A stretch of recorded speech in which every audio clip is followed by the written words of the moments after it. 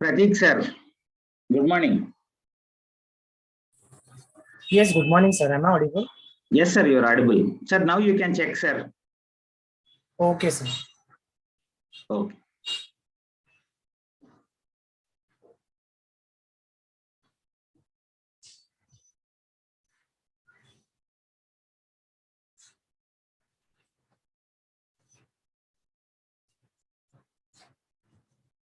Okay, so I'm sharing the screen. Just kindly let me know screen is visible or Yes, sir, not. it is visible. Okay, fine. We'll start in 5 minutes, sir. Let me put a message to all the participants to join, and we'll start in 5 minutes, sir. Okay, fine, sir. Yeah, thank you, sir.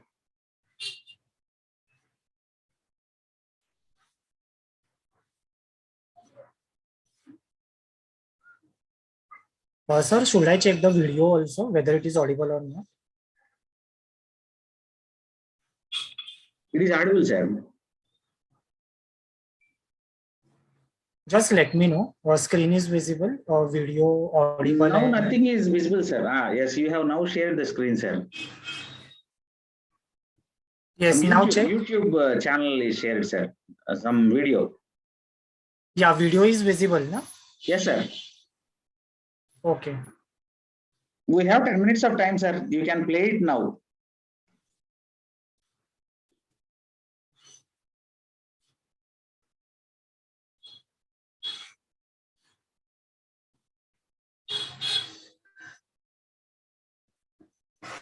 Now it is visible. Just let me know whether it is audible or not. Okay. Dear colleagues and students, I Yes, sir, it is Pratik audible. Tavle, lecturer in electronics and audible, sir. Yes, sir. Yes, sir. It is audible. Okay, fine. Yeah, thank you. Yeah. Thank you, sir.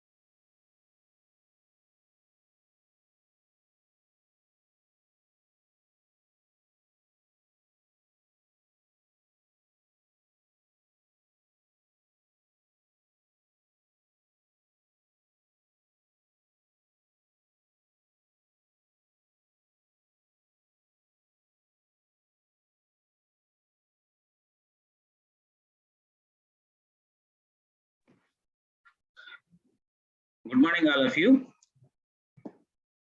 On behalf of Department of Computer Science and Engineering, Chalapati Institute of Engineering and Technology, Autonomous, I welcome you all for the day 4 of the CIET webinar series to October 2020. Today is the 4th day, and the topic today is National Educational Policy. Let me introduce the resource person for today's event, Mr. Pratik Prakash Taude.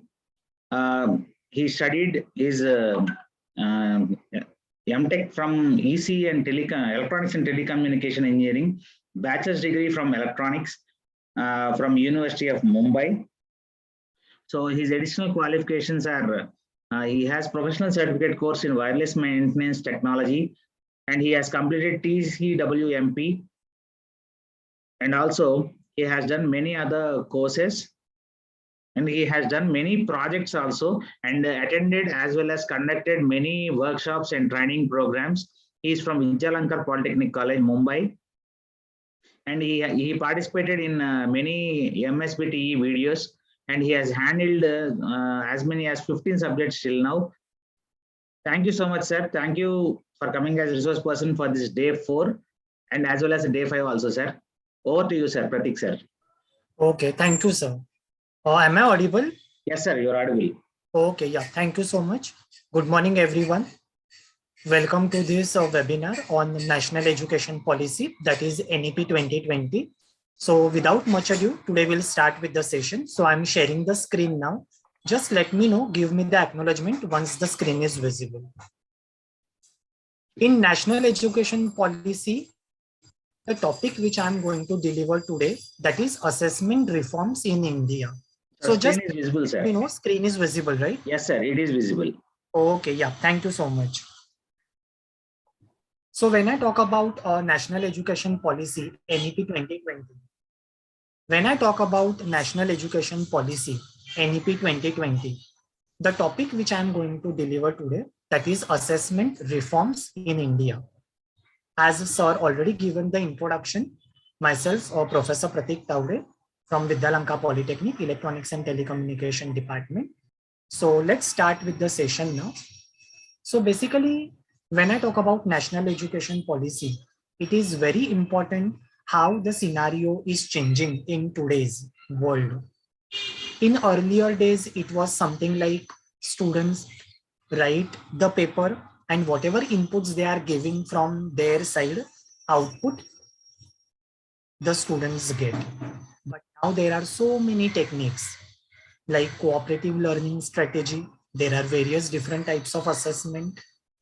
We can give them quizzes in terms of multiple choice questions, or we can give them one sentence answer. So you can give the question and student will write down the answer in one statement. That is also possible. We can have true or false questions. So there are many different types of exams which we can conduct once the topic when we deliver to the students, so that we will come to know how much students have understood from that particular topic. Introduction. So when I talk about reforms, reforms in assessment have been a subject of serious disclosure. Now, basically one question arises, why do we feel the need to reform the assessment procedure? So there are various different criteria. Orientation and perspectives have undergone change. When examination need to be conducted, that is also one of the most important parameter which we have to consider. Since last 1.5 years or 2 years, because of COVID pandemic situation, everybody was taking online lectures for the students. The exams also be conducted through online mode, and in National Education Policy, we are going to consider what are the various different parameters which we have to consider in terms of assessment for the students' benefit. How often they should be conducted, when exams should be conducted, what approaches should be adopted for the assessment procedure. All those things we are going to consider today, which is very important in National Education Policy 2020. Reforms. So when I basically talk about reforms, there are various important rubrics or parameters. We have to consider reports. There are various different commissions, policies, national curriculum framework, testing, either it could be regional, national, ASER, scoring, grading, that is also very important. And agencies are also very important. Either it could be CAB, PAROK. PAROK is very important in national education policy. That is NEP 2020 and CBSE. Bringing reforms. So while reviewing, looked at the general education as a whole, it was not possible to bring about the revolutionary changes in the field of higher education without making changes in the secondary education. So basically, when I talk about national education policy, basically there are various important parameters which we have to consider. To be more precise, reforms. So either there could be reports, there could be commissions, as I have already mentioned. Now let's discuss about committees and commissions. So there are certain various commissions, all right. The first one is Sadler University Commission from 1917 to 1919, Hartog Committee 1929, Radhakrishnan Commission UGC 1948 to 1949, Mudaliar Commission 1952 to 1950, Kothari Commission 1964 to 1966, National Policy of Education 1986, Plan of Action 1992, National Curriculum Framework, which is being introduced in 2005. And right now, in today's world, we are talking about new education policy or national education policy, to be more precise, 2020. Now let's talk about Sadler University Commission. What exactly it talks about? Basically, it is made a critical and comprehensive survey of educational problems of secondary, collegiate, and university education in India. Recommended that dividing the line between university as a secondary courses should be drawn at the intermediate examination rather than matriculation. After clearing the intermediate examinations rather than matriculate examination, the students would be entitled to enter the university. Now you are already aware that 10th standard, basically we call it as a secondary board, SSC. And then students go for 11th or 12th, or they go for medical, or they go for engineering. And so basically either whenever they want to pursue diploma or either engineering, they have to do, some of the students also undergo through diploma for 3 years. But national education policy says that now 10th standard will not be a SSC board, but it will be something else that we are going to discuss today shortly in consecutive slides. Intermediate colleges should constitute courses related to arts, science, engineering, industrial educations, etc. So that is basically Sadler University Commission, which was introduced in 1917 to 1919. Now let's discuss about Mudaliar Commission. In 1951, the Central Advisory Board of Education advised the central government to appoint Secondary Education Commission under chairmanship of Dr. Lakshan Swami Mudaliar, then Vice Chancellor of Madras University. Also known as a Secondary Commission, the aim is to prepare students for university education. Now, this is very important. Whenever students are taking education in a particular school or university or institute, it has to be a quality education. It should not be something like just students are coming and teachers are teaching a particular course in a particular department. No, it is absolutely no. There has to be a quality education. To study the examination system at secondary level, we are not able to develop the qualities like cooperation, discipline, and leadership. Development of democratic leadership, vocational skills, personality, leadership qualities, SWOT analysis, that is also very important. Strength, weaknesses, opportunities, and threats. So that is all about Mudaliar Commission. Now I am going to discuss regarding cooperative learning strategies also. So it will be beneficial for all the teachers whenever you are preparing for a particular lesson in 1 hour, what different strategies or innovative pedagogy techniques which you can implement or adopt so that your session can be delivered smoothly within 1 hour, and students also will enjoy a lot during that particular 1 hour and you can take the feedback also from students, the topic which has been delivered within 1 hour or 45 minutes. Then there is a next commission, Radhakrishnan Commission UGC 1948-1949. Implications for examination reforms in higher education. Recommended examination essay types questions will be supplemented by objective type and oral test. So it would not be something like descriptive answers, but there has to be objective type of questions, that is multiple choice question. Now again, multiple choice or objective type of questions we can do using Google form. Then there is a Microsoft form which we can create. Then there is a Kahoot app. Using Kahoot app also we can take objective type of question. You can do making learning awesome using Kahoot. And oral test, that is Viva, also you can conduct. So that is basically comes under Radhakrishnan Commission UGC. It is also recommended full-time board of examinations in each university. We are convinced that if we are to suggest one single reform in university education, it should be that of the examinations. Now, what happens in exam? This is very important. Everybody face a problem. Sometimes it may happen that students prepare well for that particular subject or that particular course. But sometimes it may happen that students absolutely becomes blank whenever question paper he gets. So there are various important criteria. What happens to the students in an exam? Tick, eye, full, jaw, time, block, stop, pop, shock, drop, luck, up.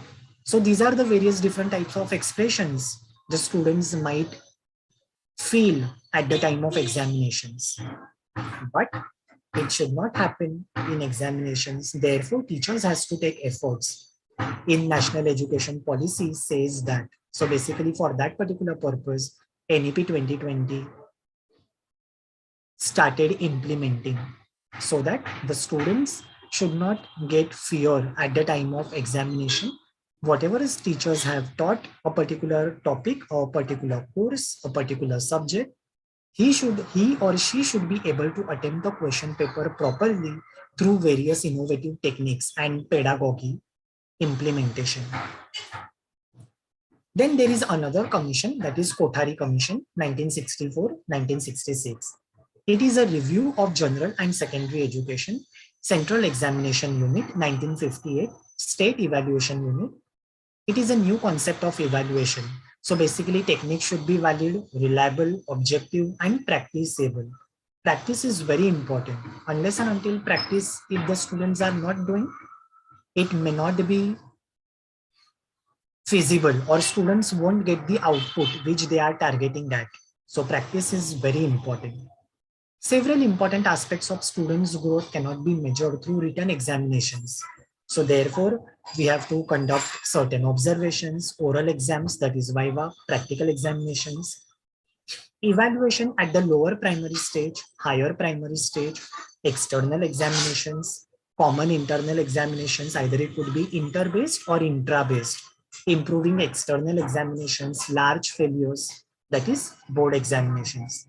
So internal and external assessment should not be combined. This is very important. Kindly take note of this. Internal and external assessment should not be combined. It has to be a separate. Either you can do internal assessment or you can do external assessment, but it should not be combined and indicate separately in the certificates. And you can show the record to the students. Yes, on this particular date, internal exam was conducted and this is your score. On this particular date, external assessment was conducted and this is your score, so that the students will be well prepared for that particular topic and he or she will have a confidence for this particular internal examination. Yes, this was my score. For this particular external assessment, this was my score. So whenever in the next month again the same assessment was carried out, there should be improvement and the student will get an approach. The graph should be an exponential. The score should be improved in terms of assessment. So that is all about Kothari Commission. Now let's discuss about national policy on education, which was introduced in 1986. Elimination of excessive element of chance and subjectivity. De-emphasis of memorization. Emphasis should be given on continuous and comprehensive evaluation. Scholastic and non-scholastic elements. Introduction of semester system from secondary stage in a phased manner. Use of grades in place of marks. So continuous assessment should be there for a particular practical, but the practical should not be assessed in terms of marks out of 25 or out of 50. Instead of that, you can do grading based on certain rubrics, which will definitely improve the students' performance. That is national education policy talks about. National Examination Reform Framework, a set of guidelines to the examined bodies, which would have the freedom to innovate and adapt the framework to suit the specific situations. Plan of action, it was introduced in 1992. At school, decentralization. At university, student performance through letter grades, overall performance through question bank, innovative ideas. So either innovative ideas, you can do open book test, then you can do take home test. So these are the various innovative ideas. You can have a problem based learning, PBL, you can have a project based learning, you can have a poster presentation, you can have industrial visits, or you can have virtual tours. You can arrange industry expert lectures or guest lectures for that particular topic. So these are the beyond syllabus activities which teachers should adopt as an innovative ideas for that particular course. I'll repeat once again. You can conduct open book test, take home test, industrial visits, virtual tour, industry expert lectures, poster presentations, which will enhance the knowledge of students. So these are the various innovative ideas in national education policy. National Testing Service, it is a quality control, comparability, independent test, formulation of a national examination reform work. The Department of Education World, inter alia, constitute an interinstitutional committee with representations from UGC, NCRT, AICTE, and state level organizations, including Board of Secondary Education. So this was started implementing in 1992, NCF 2005. Assessment should be a way of providing credible feedback on the extent to which we have been successful in preparing citizens for a meaningful and productive life. Competency-based assessment, there are certain areas that cannot be tested for marks. Devise a good and effective open book examination that I have already talked about right now, open book test, negative side effects of competition, self-assessment and feedback. Continuous and comprehensive evaluation, in short, CCE. It ensures not only intellectual,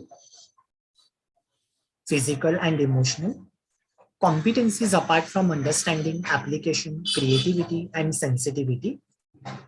Evaluation of course holistic areas are also essential. This is very important. Diagnostic evaluation. Focus has been laid on personality development. So it is also very important, certain personality enrichment, personality development courses should be organized in a particular institute, obviously from teachers' coordination. So personality enrichment, personality development courses should be conducted. Then value-added courses should be conducted. That is also very important. That is personality development. So all these are various important technologies or innovative ideas. Open book test, take home test, industry expert lectures, industrial visits, virtual tours, poster presentation, personality enrichment program, value-added courses. Now suppose I'll give you examples. Suppose if you have a course in engineering college for a students, let's say mobile communication in electronics and telecommunication engineering department. So you can conduct value-added course on mobile repairing, mobile troubleshooting, free of cost for the students, so that they will come to know how exactly troubleshooting of mobile is carried out. There should be assembling and deassembling of mobile, which is very important. Students must know how to assemble mobile, how to deassemble mobile, how to identify the different sections of mobile: transmitter section, receiver section, battery, antenna, and so on. So value-added courses are very important. This is just one of the examples which I have given for mobile communication subject. So teachers should identify the course which you are teaching for the students, and you should conduct value-added courses for that particular course. Then there is one of the important criteria, MOOC courses, massive open online courses. There are various massive open online courses, NPTEL, Swayam, Prabhat channel is there. So students should enroll for that particular course as a massive open online courses, as a beyond syllabus activity, so that the students' knowledge get enhanced. That is all national education policy talks about. Now this is very important. Co-scholastic. What exactly co-scholastic talks about? So let's discuss. This is a hierarchy. Basically, it is classified into three important categories: life skills, ICT, health, and PE. And again, it is further classified into work education, visual and performing arts, and values, literary and creativity skills, scientific skills, organization, and leadership. Now, when I talk about leadership, it is also very important. For your subject or course, you should give micro project or mini project to the students, so that there will be a team. You can form a group of 4 or 5 students in a team. In that particular team, there might be someone would be a leader. So leadership qualities get enhanced to the students. So this is all very important. Micro project you can give to the students, poster presentation you can carry out, so that in a team there has to be one leader and leadership qualities get enhanced. So that is basically co-scholastic approach. Now there are various different challenges of assessment. So let's discuss about what are the various challenges of assessment. Classroom size. This is very important. Individual observations. Sometimes it may happen that generally in a class, there has to be a 60 students. In general, I'm talking about. So classroom size is 60. Implement effectively. So whenever teacher delivers a session for 1 hour or 45 minutes, many times it may happen that how 45 minutes or 1 hour should be well effectively carried out to deliver the session, to teach a course, is very important. So implementation is very important. So there has to be a time bifurcation properly.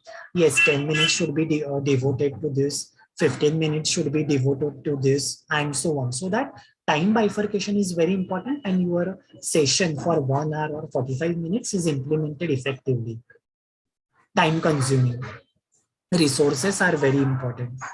More training to require adequate resources. So that is also very important.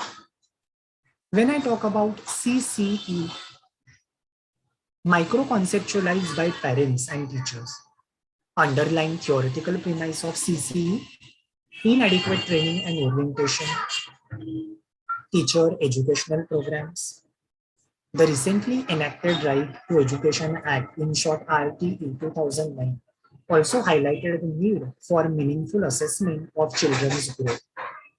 Non-detention policy 128 2019, amendment to RTE Act partially implemented. Exam stress taking a toll on students' lives. This is very important.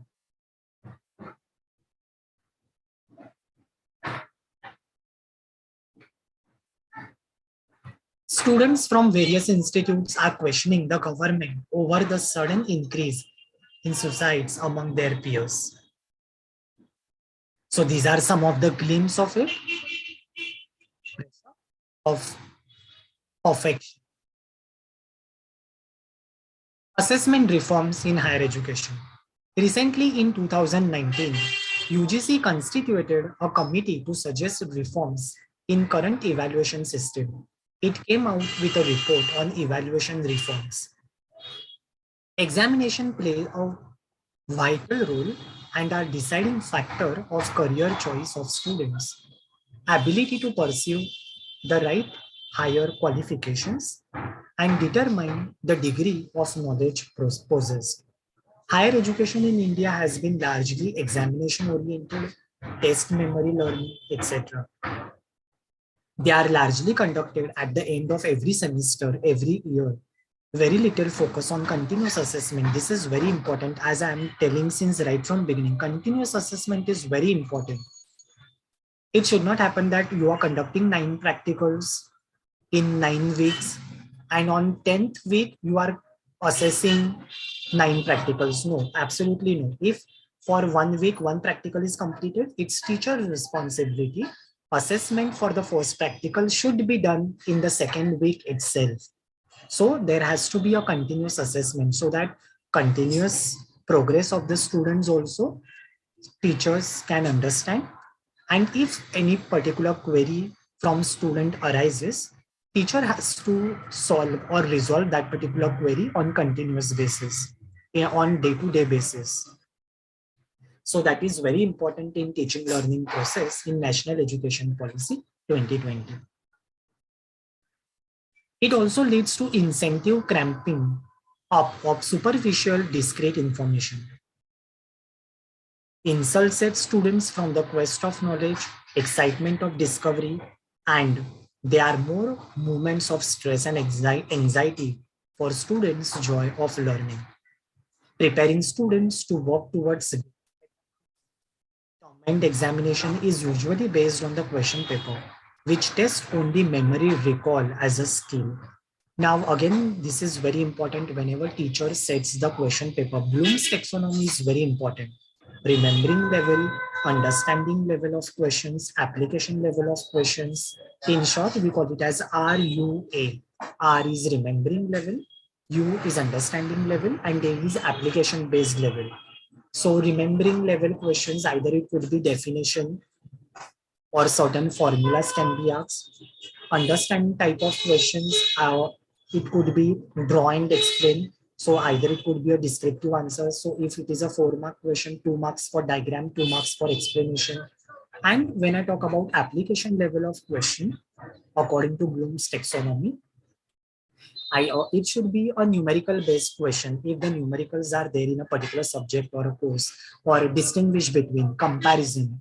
So those type of question comes under application based level question. So this is Bloom's taxonomy. RUA is very important, and all these cognitive levels should be covered in a question paper. Remembering level, understanding level, and application level. I'll repeat once again. Remembering level questions could be something like definitions, formulas for a particular scenario. Understanding level questions, it should be a descriptive type of questions. And application based questions should be in the form of numericals or distinguish between or comparison. So this is very important. Now, why we have not focused on functional skills?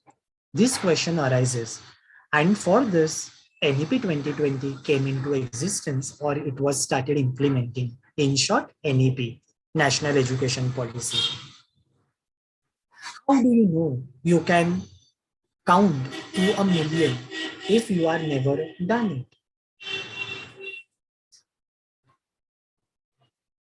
Systematic challenges. It exerts tremendous pressure on affiliating universities due to large number of exams, requiring huge logistics support so as to ensure that the examinations are conducted simultaneously. Transportation of answer sheets to evaluation centers, that is also very important. Integration of marks and timely declaration of results. Whenever exams are over, Results has to be declared on time. So that is also very important. So all these are systematic challenges. Coupled to these are the issues of malpractice which have impact on their credibility. Why there is a less emphasis on learning through seminars, paper reading, group discussions, etc. So this is also very important. Whenever in a particular lecture, staff members can give students one of the exercise. Students should visit library and students should issue a book from library, and whatever teachers are giving questions for that particular topic which has been taught, students have to search the answers whatever they have issued a book from library. That is also one of the important beyond syllabus activity.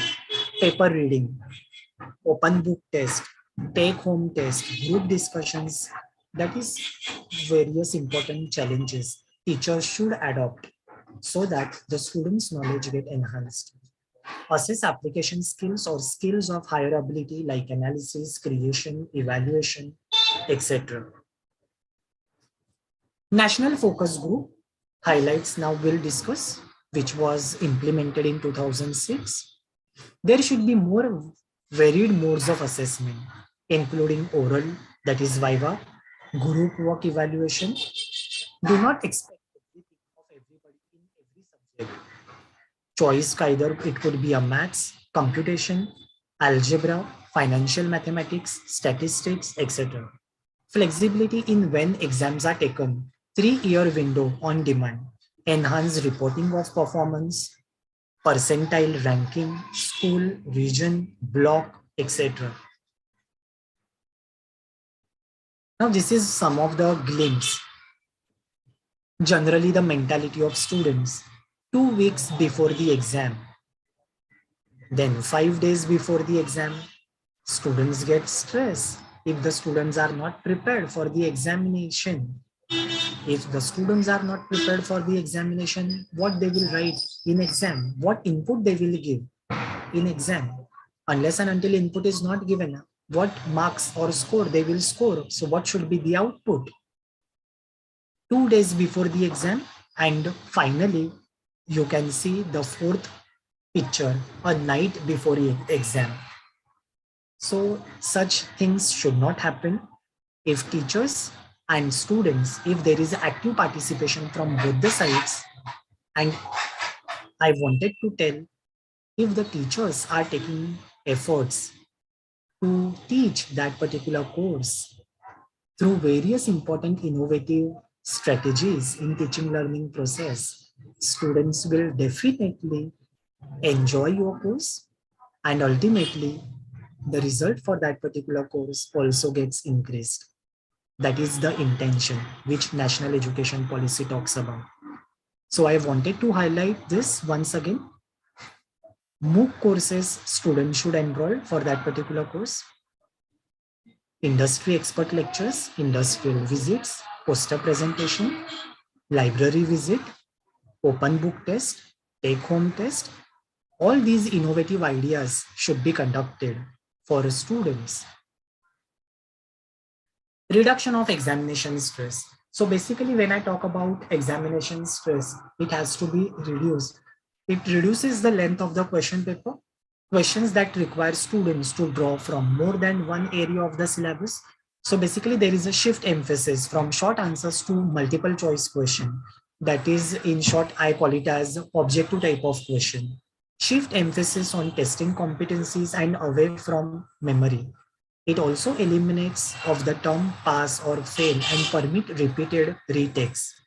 Pass marks are just no arbitrary cutoffs, but actually measures the attainment of desired competencies. Now, attainment is also very important.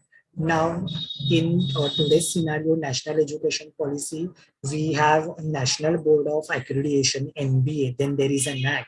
So there are various different course outcomes, CO, program outcomes, PEO, program educational objectives, and attainment is very important from stakeholders.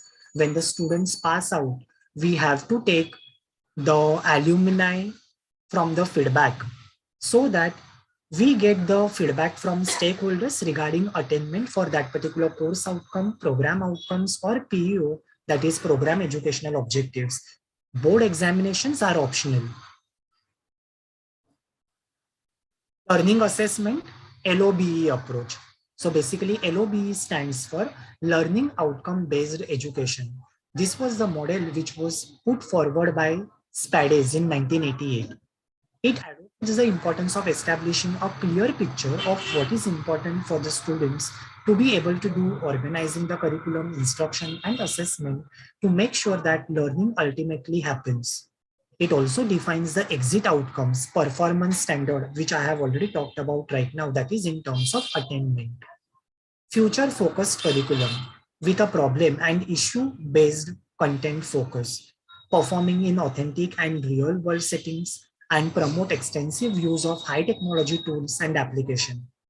It also emphasizes on the importance of program learning outcomes, PLO, course outcomes, unit outcomes, lesson outcomes, program educational objectives, course outcomes. All these are attribution in NBA or NAC, National Board Education, National Board of Accreditation, or NAC, bringing out clarity among students as what is expected from them after completion of the program, and for teachers in bringing focus and what to teach and how to teach and evaluate. So these are the various important criteria: how teachers should teach, how students should adopt the knowledge which is delivered by the students, and finally assessment, that is evaluation. CLO, that is course learning outcomes. These are the narrower statements that describes what students are expected to know and what should be able to do at the end of each course. So when I talk about, let's say, mobile communication, basically it's a course. So in mobile communication, there are various important, suppose if there are 5 chapters or 5 modules, there are 5 course outcomes, so that whenever the first chapter or first module gets completed, what exactly students have understood from that particular chapter. Similarly, for the second module, third module, and so on.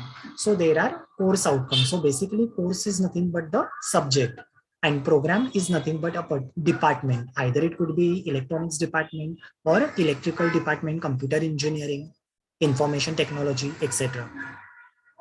Course learning outcomes are basically measurable, attainable, and manageable in a number.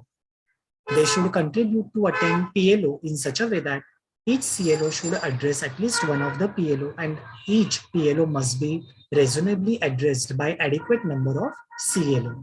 In short, course learning outcomes. PEO and PLO. PEO, that is program educational objectives, which should be consistent with the mission of the institution. That is very important.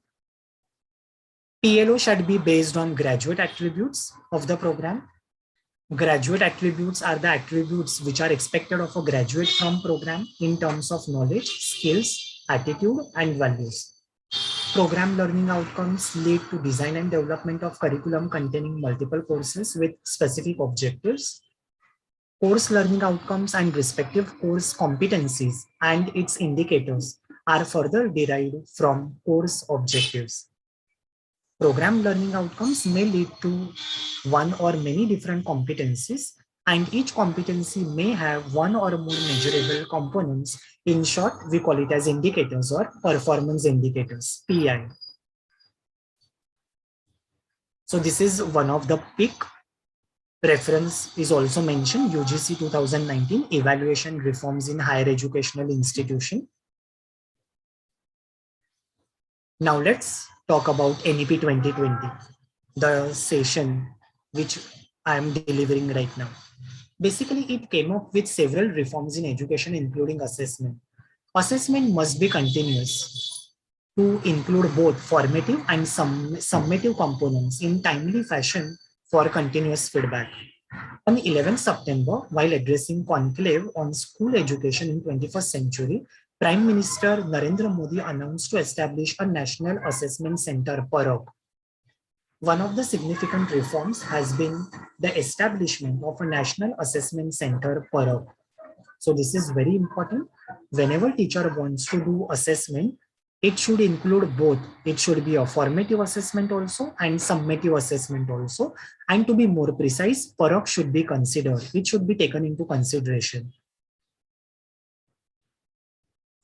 Now let's discuss what is Parak.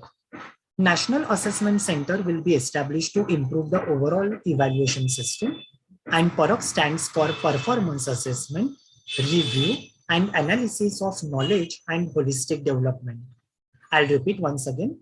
Parak stands for Performance Assessment, Review, and Analysis of Knowledge for Holistic Development.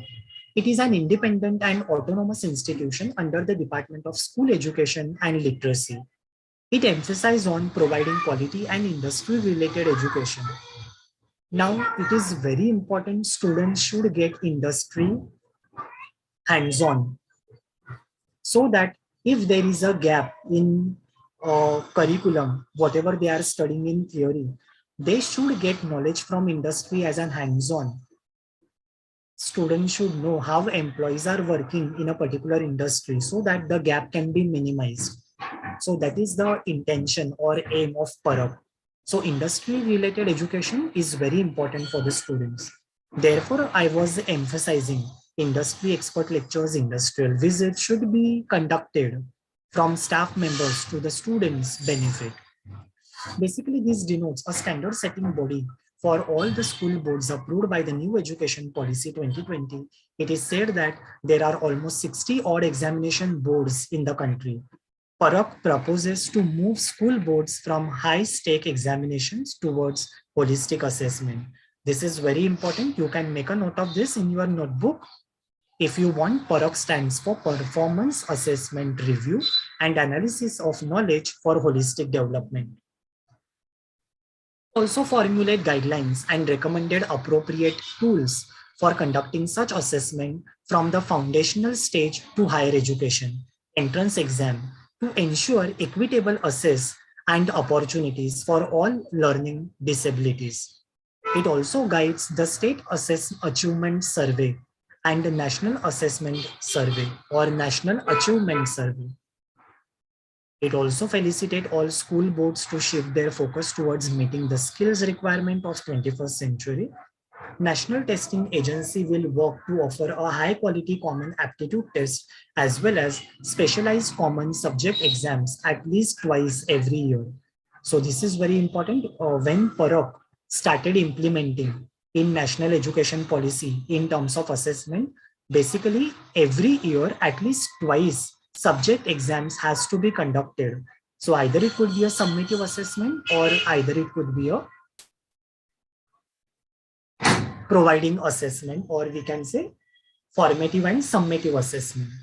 NTA testing services will be enabled most universities, common entrance exams, fellowships, which is very important. So in most of the universities, NEP 2020 started implementing. For example, I wanted to give Sharda University, Greater Noida. NEP 2020 already started implementing. And consequently, in almost all institutions and universities, in few years, National Education Policy 2020 will be implemented. So this is one of the glimpse or picture. I'm sure I'll be promoted this year. This is the student's intention. If the student does not want to study, he might be under the impression that yes, I will get promoted and I'll go to next academic year. But my teacher said either I go or she goes. So that should not happen. Students should not be promoted. There should be active participation from students as well as from teachers. Do you have an idea for your project yet? Suppose if micro project topic is given by the teacher for the student. So generally, many times it may happen that topic is given for the student, but the student say, no, I'm waiting for inspiration. Motivation should be given to the students. There has to be a literature survey. Student has to do a literature survey. If they stuck up in between, they should contact their colleagues or their teachers so that the query or issue can be resolved. I always say, if you don't know the answer, just keep asking until you do. So this has to be adopted. Unless and until students, if they are not understanding, we have to take the efforts to teach that particular topic to the students. So this is all about assessment techniques, to be more precise, in national education policy in higher education. Now I will stop sharing the screen, and now I'll play a video on cooperative learning strategy so that all the teachers and students will get benefit from it. So now I'm sharing the screen. Just kindly, organizers, do let me know once the screen is visible and video is audible.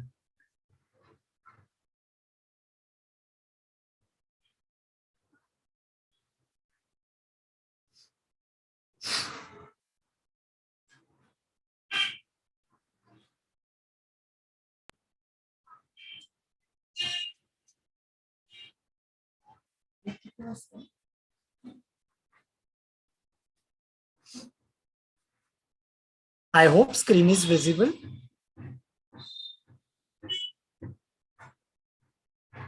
Sir, it is. It is loading, I think. Yes, it is yes, loading, yes. right? Yeah. Yes, okay. sir. Just have a patience. It will load soon.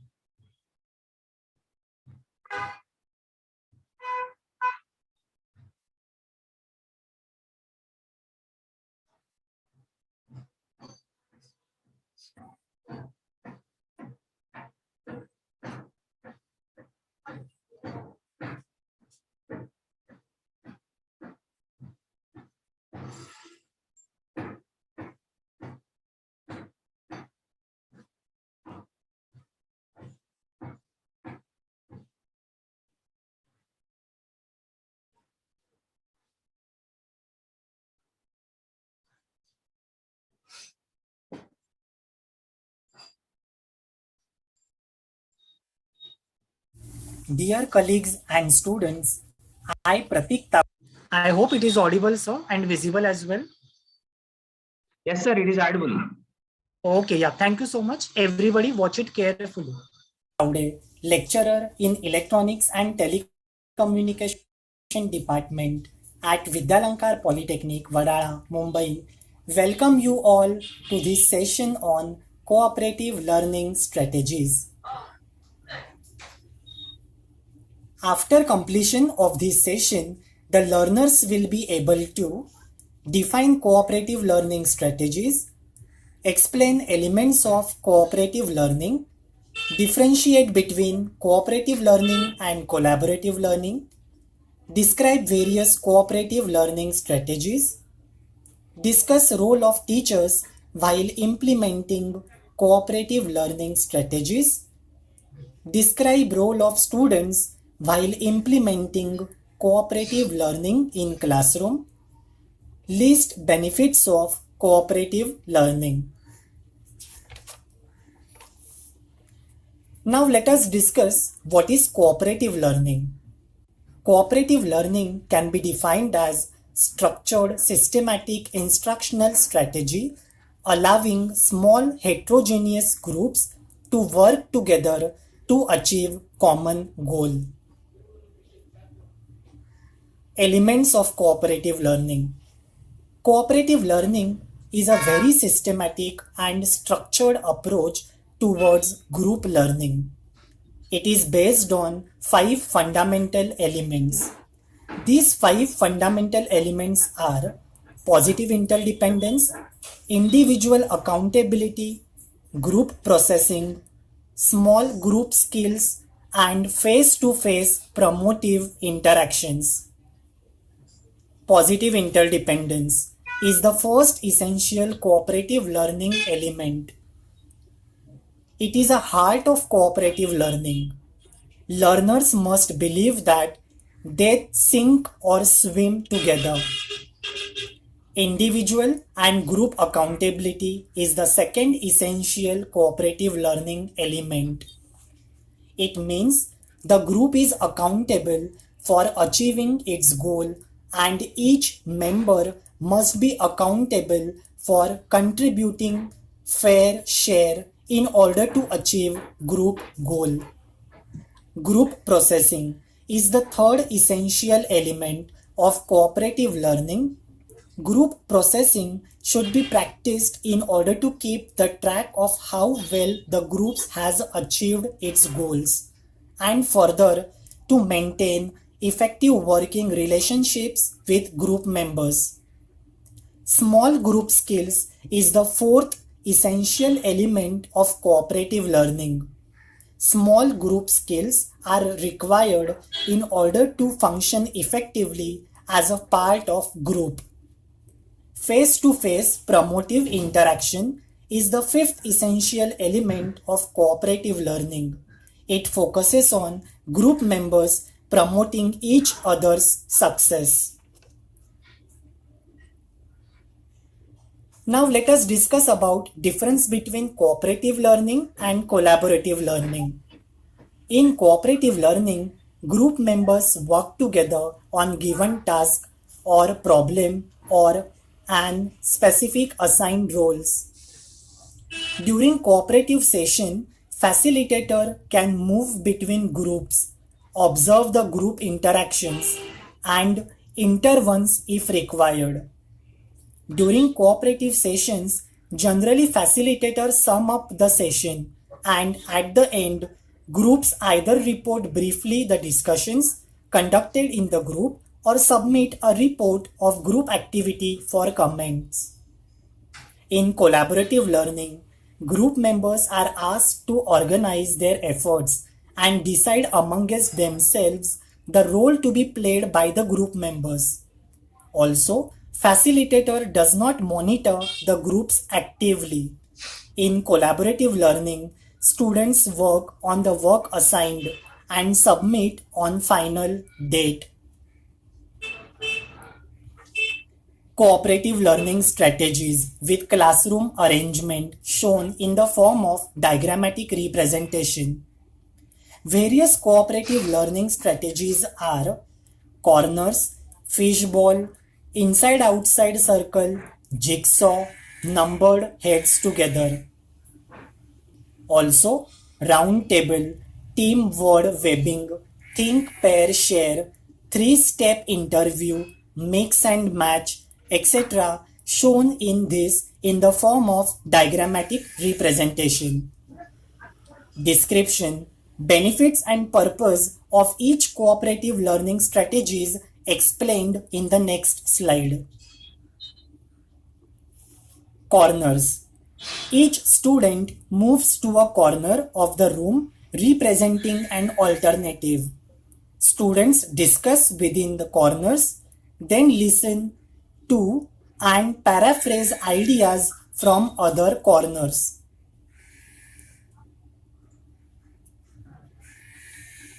Fishbowl. A group of students are chosen to discuss a given topic. The rest of the class watches, listens, or records the transcript of the discussion. A secondary discussion occurs concerning the outcome and process of the first.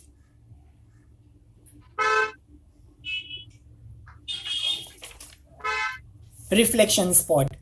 The learners can write down the answer for the question as read the statements given below and identify the element of cooperative learning.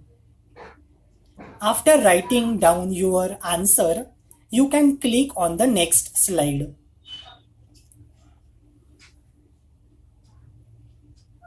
Inside-outside circle.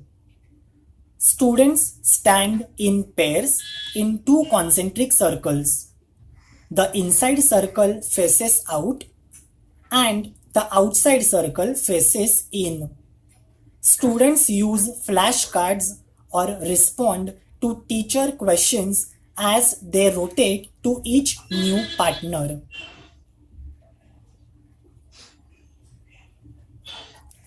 Jigsaw. Each student on the team becomes an expert on one topic by working and sharing with members from other teams assigned the corresponding expert topic. Upon returning to their home teams, each one in turn teaches the group about his or her expert topic, works well for acquisition and presentation of new material and review. Numbered heads together. A team of 4 is established. Each member is given numbers of 1, 2, 3, 4.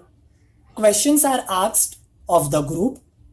Groups works together to answer the question so that all can be verbally answer the question.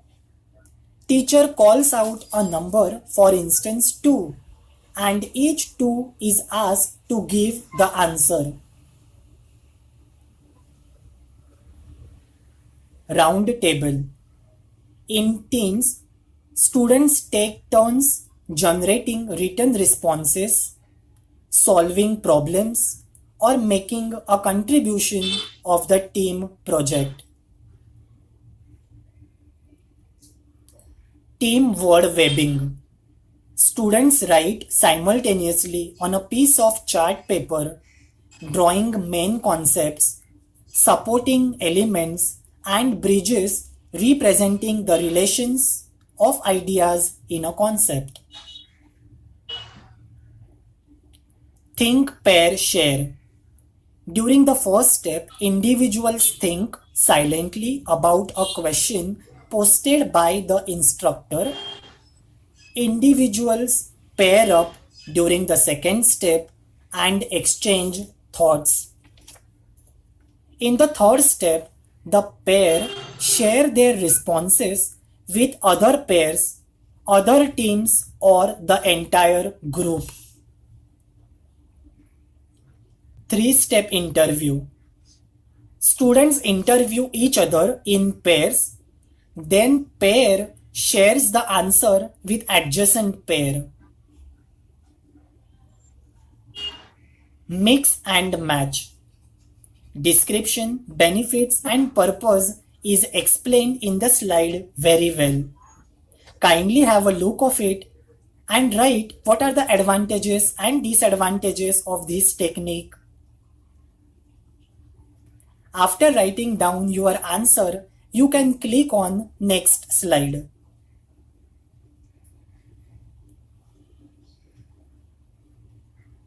What would be role of teacher in cooperative learning?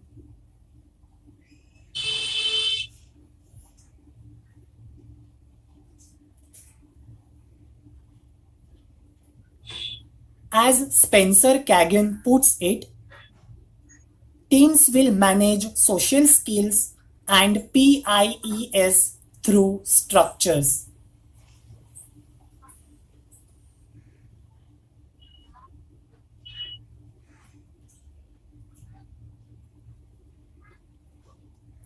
Session planning using Jigsaw as a cooperative learning strategy prepared by me, which is shown in the presentation.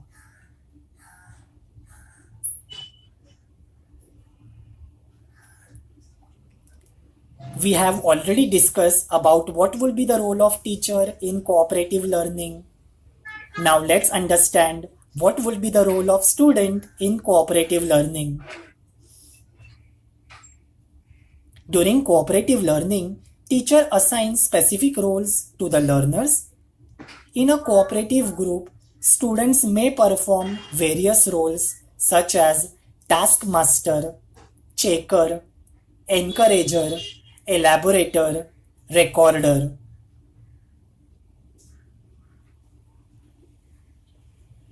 There are various roles of students as well: quiet captain, questioner, summarizer, spokesperson, timekeeper, etc. Read carefully what is the description for each role.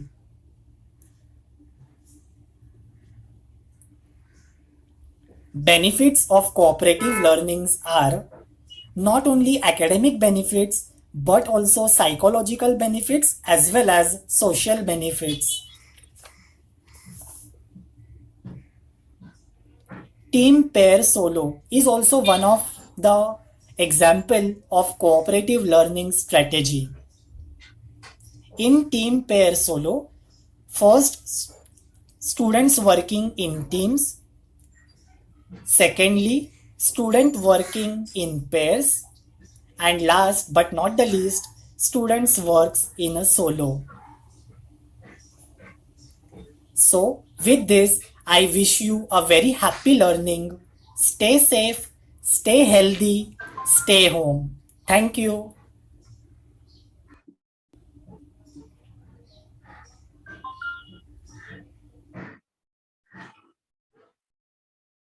Okay, so that is all about NEP 2020 National Education Policy from my side. Over to you, Kiran sir. If any participants wants to ask any questions or queries, we can proceed further for question answer session. Yes, sir. So participants, if you have any questions, you can type in the chat box or you can raise your hand so that I can unmute you.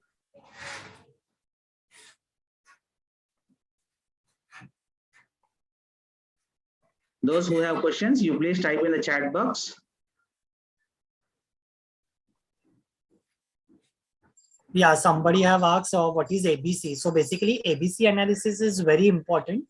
Whenever you are giving any particular topic for a micro project, there has to be ABC analysis. So you can do ABC analysis in terms of the students, those are deserving, those students are clever. So you can segregate them or you can classify them in under A category. Those students are moderate, we can classify or segregate them in B category. And if more attention is required, if there are drop students or if they are having any KT, then we can segregate them as a C category so that more concentration can be given on those students. So that is ABC analysis.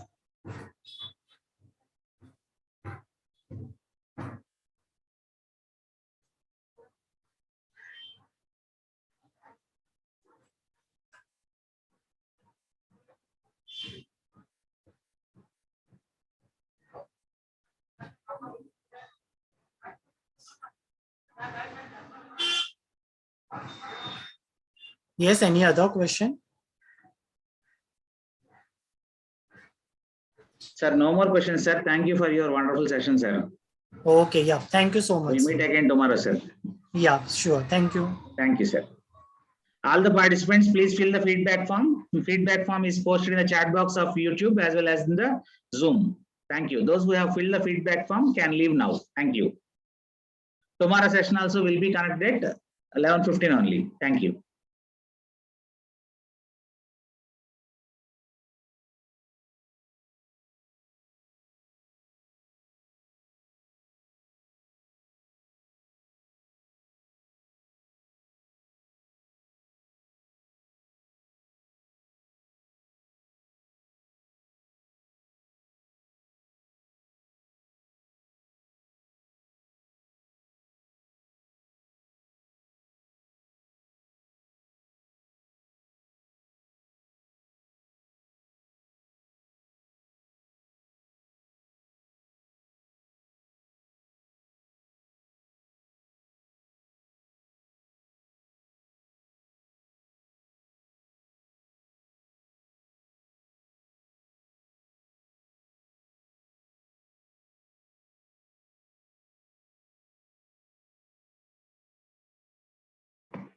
All of you, please fill the feedback form. Feedback form is posted in the chat box of the Google, in the YouTube, as well as in the Zoom.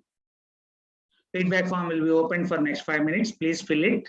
And those who have filled the feedback form can leave now. Tomorrow is the last session. As we already told, for the participants who have given 5 days feedback, certificate will be given in the next day. Thank you so much.